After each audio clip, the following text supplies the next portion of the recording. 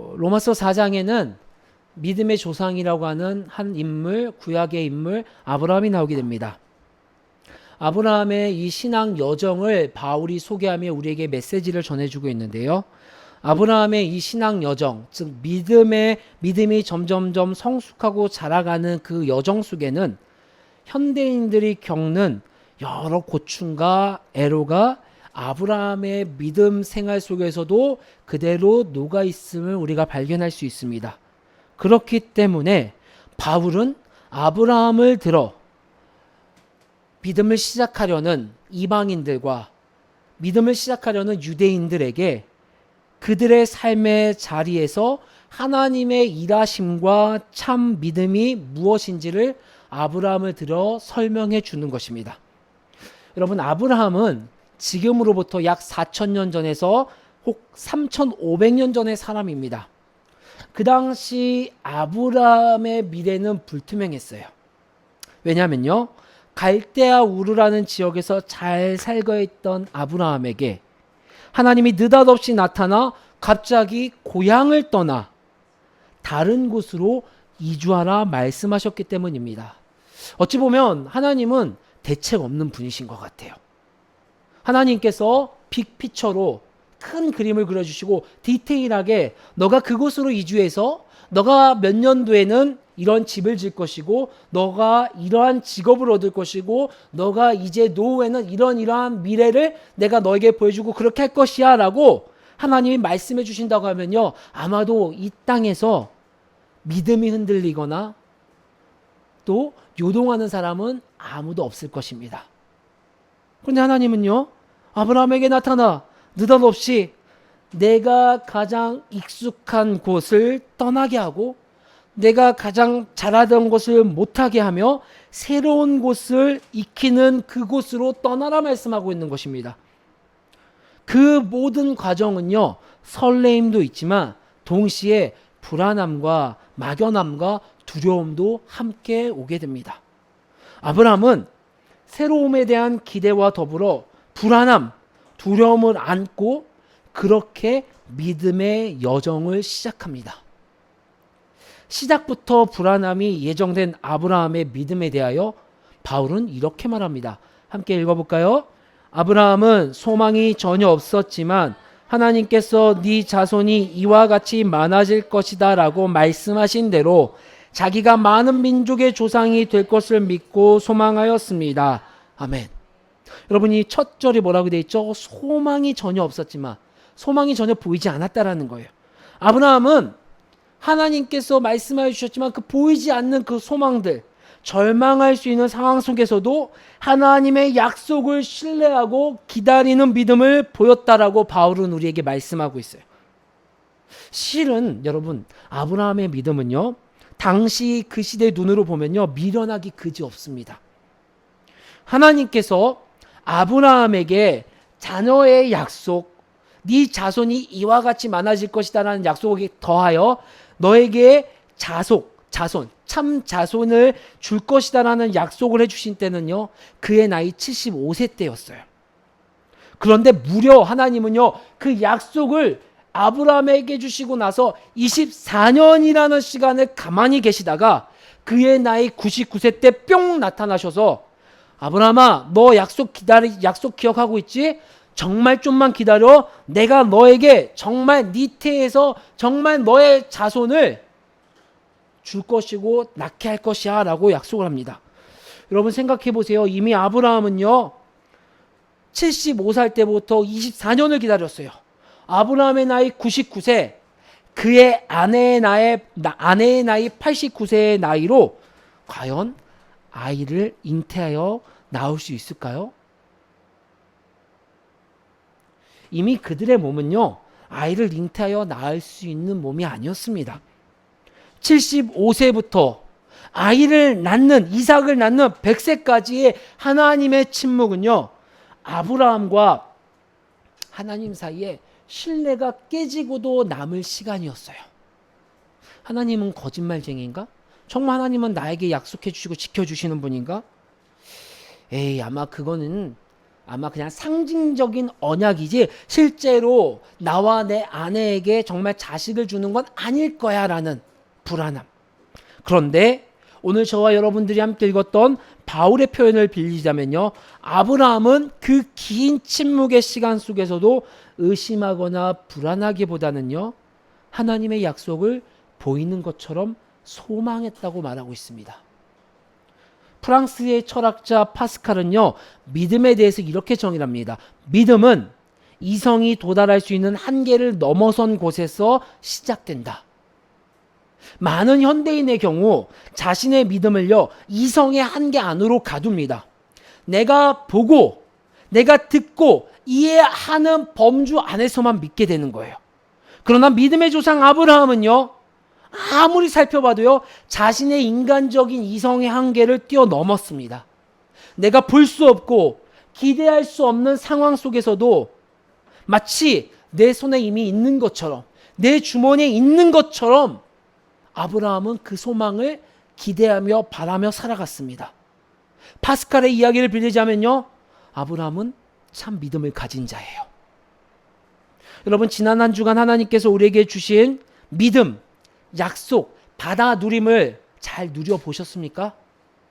만약에 내가 그 은혜와 거리를 둔 채 살아갔다면, 만약에 내가 하나님의 약속해 주신 그 믿음, 그 받아 누림을 온전히 받아 누리지 못하고 불안하고 뭔가를 더 받아야 될 것이 있다라고 생각하는 것처럼 살아갔다면은, 오늘 말씀의 표현을 빌리자면 그 내면에는요, 하나님의 은혜가 내 눈에 보이지 않고 상상되지 않았기 때문일 것입니다. 하나님을 나의 이성 안에 제한하는 그러한 상황들이 여러분과 제 삶에 계속해서 쌓이다 보면요, 우리의 믿음은요, 약해질 수밖에 없어요.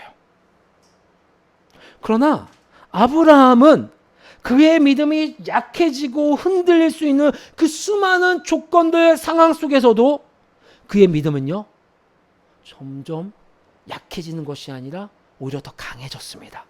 한번 볼까요? 시작. 그는 나이가 100세가 되어서 자기 몸이 이미 죽은 것이나 다름없고 또한 사라의 태도 죽은 것이나 다름없는 줄 알면서도 그의 믿음이 약해지지 않았습니다. 아멘. 여러분, 알고 있었어요. 아브라함도요. 이미 사라의 태는 월경이 끝난 상황이고 그의 아내는 아이를 잉태할 수 없는 상황이라는 것을 너무나도 잘 알았어요. 그런데 바울은 이렇게 말해요.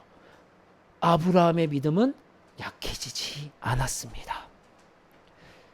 그런데 대부분의 우리들, 현대인의 경우는요, 아브라함과 같은 처지에 놓이게 된다면 쉽사리 믿음이 약해집니다.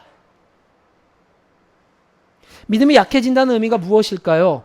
로마서의 정의에 따르면 하나님께서 하신 일과 하실 일을 그대로 받아들이지 못한다는 거예요.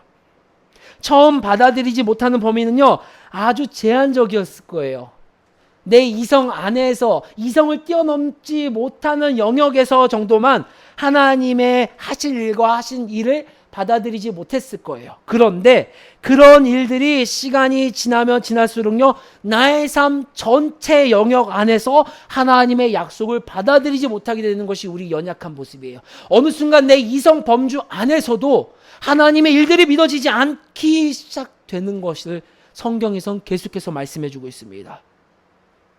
여러분, 그렇게 우리의 믿음이 약해지다 보면요, 출애굽 백성이 마치 출애굽할 때 모세가 눈에 보이지 않자 우리를 이끌 새로운 신을 만들어주세요라고 요청하여 황금 송아지를 만들어 하나님을 대체할 또 다른 무언가를 만든 것처럼 우리 역시도 믿음이 점점점 약해지다 보면 하나님을 대체할 또 다른 무언가를 찾게 됩니다. 본문의 말씀은 이러한 대표적인 자가 율법주의자들이라고 말하고 있습니다. 읽어볼까요? 율법을 의지하는 사람들이 상속자가 된다면 믿음은 무의미한 것이 되고 약속은 헛된 것이 됩니다. 아멘. 이 로마서 말씀을 준비하며 많은 책들을 참고하였습니다. 그 중에 한 책을 살펴보면요, 율법을 의지하는 사람을 이렇게 설명합니다. 율법을 충족시킴으로써 상속권을 주장하는 사람들. 그러니까 그들은 하나님의 자녀됨이 율법을 내가 충족할 때 하나님의 자녀됨을 누린다는 거예요. 눈을 똑바로 뜰 때, 잠을 졸지 않을 때 하나님의 아빠의 자녀가 된다라는 것처럼요. 여러분, 이 말이 무슨 의미일까요? 하나님은 여러분 은혜의 통로로 저와 여러분에게 약속을 해주셨어요. 언약을 해주셨어요. 은혜의 통로, 은혜의 방편으로요.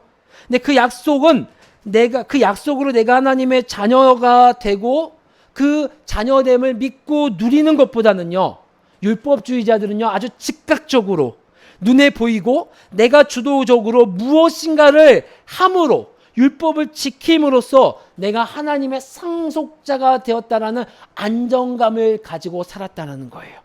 마치 이런 거죠. 오랜 신앙생활 하신 분들은요, 왠지 주일날 빼먹고 놀러를 가면은요, 왠지 교통사고를 당할 것 같고, 내가 11조를 한번 빼먹게 되면요, 뭔가 하나님이 저주를 내려서 우리 가게가 빚에 허덕일 것 같고요, 뭔가 내가 예배를 온전히 내가 드리지 못하고 뭔가 하지 못하면 뭔가 내가 하지 않았으니까, 내가 뭔가 부족하니까 하나님도 인간처럼 똑같이 나의 결핍처럼 그 하나님도 나에게 결핍을 주실 것이다 라고 생각하는 자들이 율법주의자들이었다는 거예요. 여러분, 이러한 모습은요 오늘날 교회에서도 곳곳에서 발견됩니다. 하나님의 약속을 신뢰하지 못하고 내 마음에 이끌리는 대로 선택하고 결정하는 현대인들의 모습. 오늘은 말씀 읽을 기분이 아니야. 오늘은 내가 오늘은 조금 기도할 마음이 아닌데, 오늘은 내가 선행을 베풀 마음이 안 들어, 오늘은 내가 조금 이기적으로 살아가고 싶어 하며 내 마음에 이끌리는 대로 내가 중심이 되어 살아가는 것들, 그 현대인들의 모습. 여러분, 그 마음속 근원을 살펴보면요, 율법을 의지하는 자들의 그 마음속과 별반 차이가 없다라는 거예요.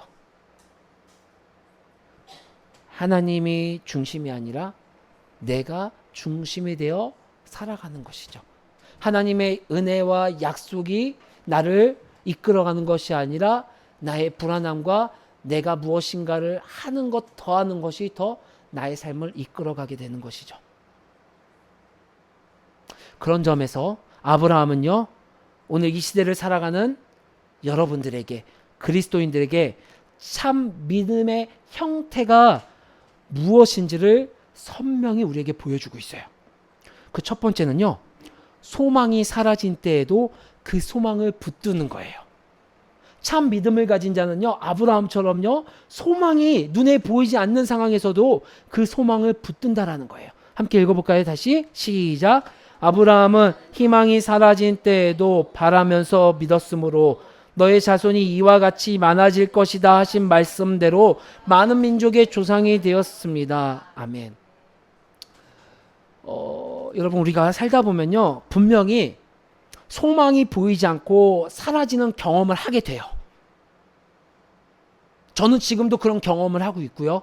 여러분들 가운데서도요, 하나님이 분명히 나 약속해줘서 소망이 보여야 되는데 막막하고 이게 무엇이지라고 퀘션 마크를 하며 살아가는 자들도 있을 거예요.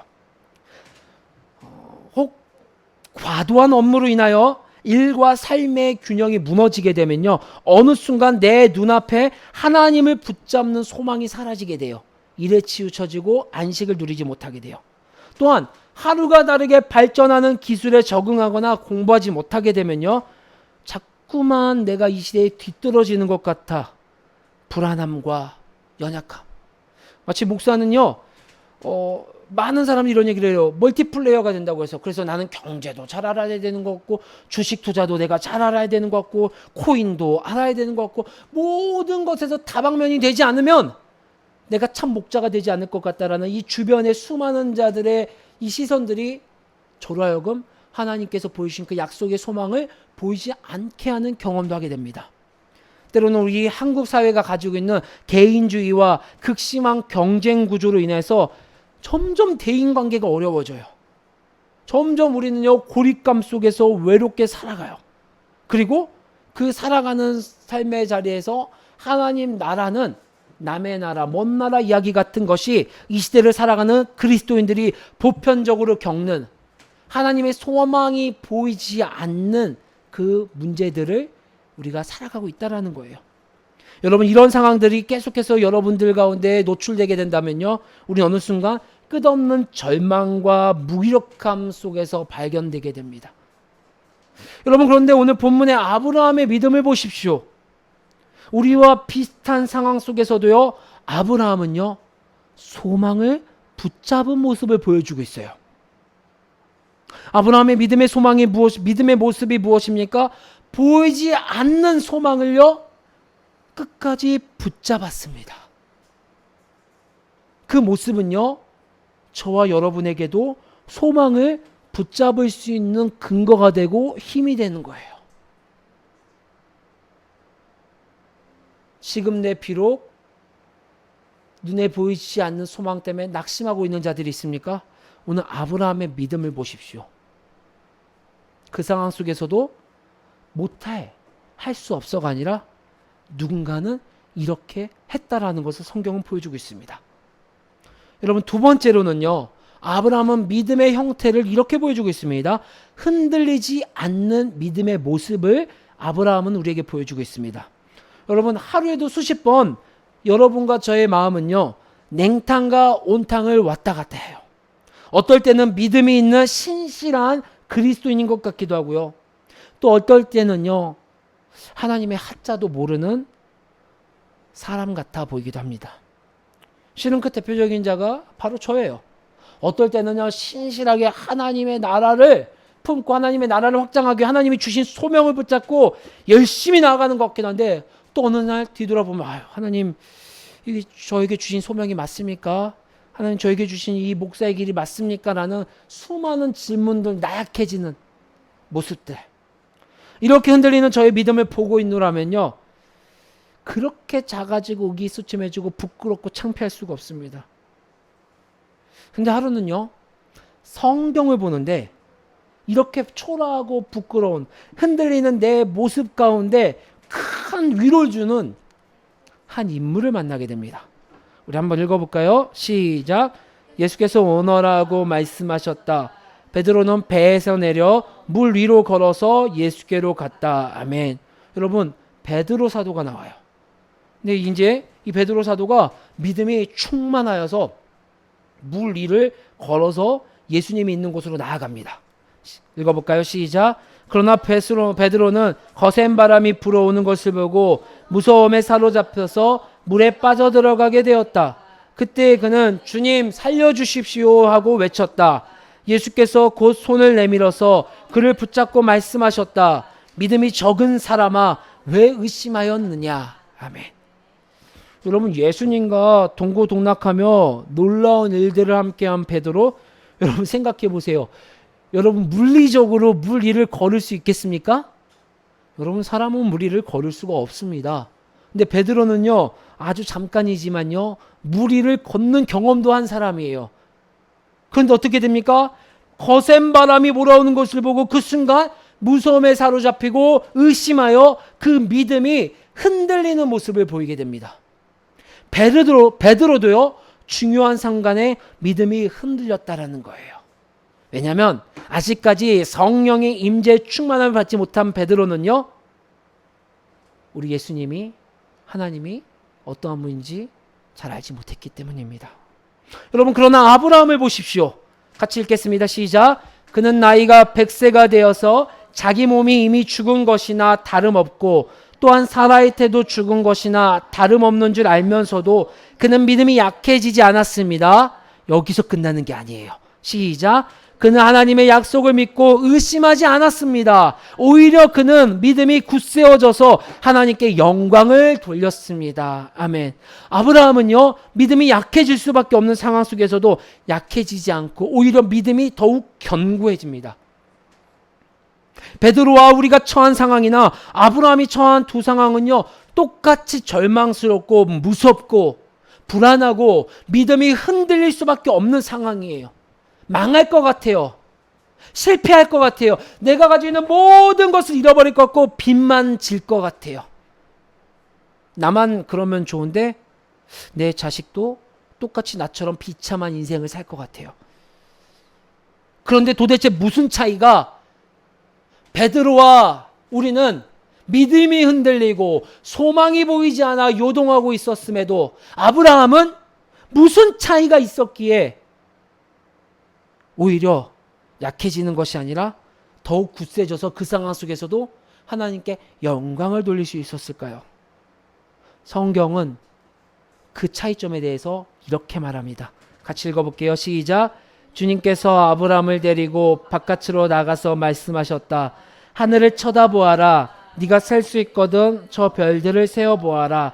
그리고는 주님께서 아브라함에게 말씀하셨다. 너의 자손이 저 별처럼 많아질 것이다. 아브라함이 주님을 믿으니 주님께서는 아브라함의 그런 믿음을 의로 여기셨다. 바울은요, 창세기 15장과 17장의 이 아브라함의 고백을 인용해서 말씀을 전해주셨어요. 그럼 그 인용한 말씀, 창세기 15장 말씀을 주세요. 아브라함이 그 믿음이 요동치 않고 견고할 수 있었던 것은요, 그에게 그가 믿는 대상, 그에게 약속해 주신 분이 하나님임을 기억하고 있었기 때문입니다. 하나님은요, 언제나 그 약속하신 걸 지켜주시는 분이셨어요.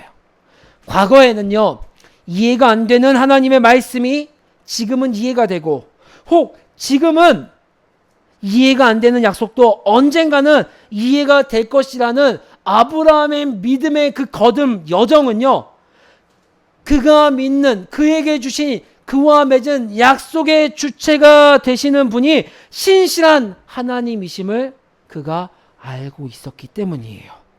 그래서 소망이 보이지 않는 순간에도 소망을 붙잡을 수 있었고요. 흔들리려는 그 순간에도 오히려 다시 그 제자리를 지키며 하나님 앞에 견고히 영광을 돌릴 수 있었던 것은 인간인 다른 누군가가, 권력을 가진 누군가가 그에게 약속을 해주신 것이 아니라 그 누구와도, 그 어떠한 신과도 비견할 수 없는 하나님께서 그에게 약속해 주셨기 때문이에요. 여러분, 어디 아브라함 뿐일까요? 이스라엘 백성이 출애굽할 때 홍해 앞에 서게 돼요. 여러분, 이 이스라엘 백성 앞에는요, 사람의 힘으로 어찌할 수 없는 초자연적인 그 자연의 광대함이 그들의 앞길을 막고 있었어요. 바로 홍해라는 바다가 그들의 앞길을 막고 있었죠. 그들이 전진할 수 없었어요. 뒤에는요, 이집트의 군대가 눈에 불을 켜고 최신 무기를 들고 그들을 잡기 위해 쫓아와요. 여러분, 이스라엘 백성이 되었다고 생각해 보세요. 여러분, 아무리 봐도 해결책이 없어요.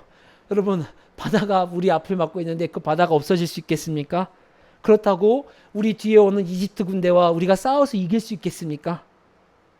아무리 봐도 해결책이 보이지 않는 상황 속에 어디 그들에게 소망이 보입니까? 어디 그들에게 믿음이 보일 수 있는, 믿음을 요청할 수 있는 상황이 되겠습니까? 근데 그때 모세는 그 상황 속에서 이런 고백을 합니다. 같이 읽어볼게요. 시작. 모세가 백성에게 대답하였다. 두려워하지 마십시오. 당신들은 가만히 서서 주님께서 오늘 당신들을 어떻게 구원하시는지 지켜보기만 하십시오. 당신들이 오늘 보는 이 이집트 사람을 다시는 볼 수 없을 것입니다. 주님께서 당신들을 구하여 주시려고 싸우실 것이니 당신들은 진정하십시오. 아멘. 이스라엘과 모세에게 약속해 주신 분이 하나님이십니다. 모세는 그것을 기억했어요.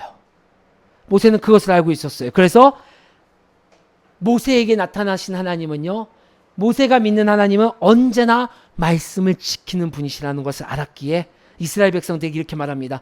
당신들은 비록 그 앞에 자연이 내 앞길을 막고 있고 뒤에는 인간적인 뛰어남이 나를 주눅들게 하지만 가만히 서서 하나님의 약속이 어떻게 성취되는지 지켜보십시오. 그러니 우리는 보이지 않는 소망을 보이는 것처럼 붙잡고 기다리시면 됩니다. 그 소망을 보장해 주시는 분이 하나님이시기 때문입니다. 여러분, 여기 더 놀라운 사실은요, 아브라함의 하나님이요, 모세의 하나님이요, 오늘 이곳에 모인 여러분의 하나님이 되신다는 거예요. 같이 읽어보겠습니다. 시작. 하나님께서 의롭다고 여겨주실 우리 곧 우리 주 예수를 죽은 사람들 가운데서 살리신 분을 믿는 여러분 우리까지도 위한 것입니다. 즉 이 약속은요 아브라함에게 끝나는 것이 아니라 모세에게서 끝나는 것이 아니라 다윗에게서 끝나는 것이 아니라 베드로에게서 끝나는 것이 아니라 오늘 여러분에게도 여전히 유효하다는 거예요. 예수 그리스도께 나오는 자는요 하나님께서 여러분의 아버지가 되어 주십니다. 우리가 그 하나님을 믿고 그분의 아들 예수님을 통해 완성하신 구원을 받아들인다면요 성경 66권에서 펼쳐지는 그분의 모든 약속은요 나와 하나님과의 약속이 되어주신다라는 거예요. 당장 눈에 보이지 않는다고 손에 잡히지 않는다고 해서 소망이 사라진 게 아니에요. 그 소망은요 여전히 저와 여러분 앞에서 우리를 환영하고 있습니다. 독일의 신학자 보네퍼가 말했듯이 우리의 존재는 우리가 할 수 있는 것에 있지 않고 우리가 믿는 것에 있다 말했던 것처럼 우리가 믿고 계신 그 하나님께서는요 우리의 존재가 하나님의 자녀됨을 보장해 주시는 분이라는 거예요. 그러나 때로는 우리 힘만으로는 믿음을 지키기 어려울 때가 있습니다. 그럴 때 우리는 어떻게 아브라함이 그랬던 것처럼 믿음의 그 모습을 살아내고 지킬 수 있을까요? 마지막으로 이 말씀을 읽겠습니다. 시작. 지혜로운 사람과 함께 다니며 지혜를 얻지 마. 미련한 사람과 사귀면 해를 입는다. 아멘. 여러분 혹시 여러분 중에 말씀의 자리를 지키고 간절히 하나님을 찾아도 그분이 보이지 않고 믿어지지 않는 분이 계십니까? 그렇다면요 주저하지 말고 믿음의 사람을 찾아가 그들과 교제하십시오. 그들의 경험과 그들의 믿음과 그들의 지혜가 나의 믿음을 굳건히 하는데 큰 도움이 될 것이다 라고 성경은 우리에게 말씀해 주고 있는 것입니다. 아브라함에게는 아브라함 홀로 그 길을 간 것이 아니라 사라라는 동역자가 있었던 것처럼 모세에게는요 수많은 동역자들 여호수아가 있었고요 또 수많은 장로들이 그들과 함께 있었던 것처럼요 다윗에게는요 또 수많은 동료가 있었던 것처럼 오늘 이 말씀을 오늘 이 믿음으로 살아가는 자는요 하나님의 하실 일을 소망하며 그 약속을 누리며 살아갈 수 있습니다. 그러니 여러분의 현재 상황이나 환경을 바라보는 것으로 끝나는 것이 아니라 여러분을 부르신 하나님께 집중하십시오. 그리고 그 하나님께 집중하는 것이 내가 너무 버겁고 힘들다라면은 믿음의 공동체 안에서 함께 걸어가십시오. 그렇게 믿음으로 오늘을 살아가는 자는요 반드시 오늘 내일 소망을 품게 될 것입니다. 여러분 여기 계신 모두가 오늘의 이 믿음을 잃지 않고 오늘의 이 믿음이 요동하지 않는 자가 되어 내 삶의 자리에서 하나님이 나에게 주신 약속의 소망을 잃지 않기를 주님의 이름으로 간절히 소망합니다.